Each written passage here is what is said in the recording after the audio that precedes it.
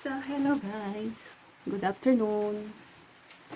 So, ano naman guys, magluto naman ako ngayon ng uulamin namin para sa hapunan. Mag-ano ko ng tinulang isda. Tinulang isda sa amin kasi may may kalamansi. So, dito parang siya, sinigang sa Tagalog. Pero sa amin, pag sinabing tinula, yun yung may kalamansi. Sa amin kasi tinula. Kaya sinabi kong tinula, pero sa Tagalog, sinigang. So, ito guys ay alumahan. Yung kaninang binili ko sa palengke. Ngayon ko lang lulutuin.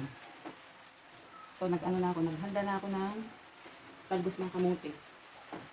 So, talbos ng kamote ilalagay ko. Kasi mas mas maganda. Mas mura siya. Tapos, diba, mas maano yung nito. Yung benepisyo nito. Tapos, nakapag na ako ng, bawang, sibuyas, saka kamatis. Tapos, meron akong siling green. Kasi maglalagay akong siling green. Nilalagyan akong siling green para maanghang. So, ito. Sabay-sabay na yan.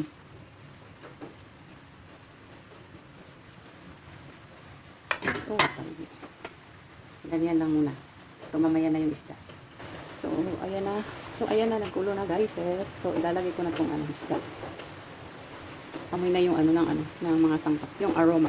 So, ilagay ko na yung isda. So, 3 piraso itong alumahan. Hinati-hati ko lang. Ayan.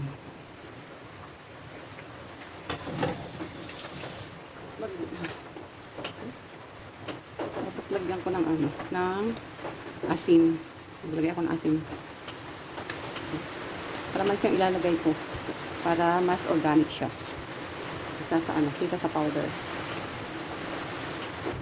Yung mga ganitong luto, napakasimple lang pero siya, healthy. Kasi hindi ka gumagamit ng yung mga artificial pang flavor sa pagluluto. Kasi kalamansi, tapos mo lalagay gulay, so healthy siya. Tapos isda. Then ilalagay ko na din guys yung talbos ng kamote. So, ang dami kong talbos, pero hindi ko ubusin. So, ayan. Para mailagay ko na din yung kalamansi. Para matimplahan ko na din. So, ganyan. So, ilalagay ko na yung kalamansi. Madami akong kalamansi. Paunti-unti lang. So, pakuluan muna natin. Para umano yung lasa niya. Hindi pa kasi yung lasa niyang pagka hindi pa nakulo. So, yan. So, magdagdag ako ng kalamansi at matabang pa siya. Saka maglalagay din ako ng asin.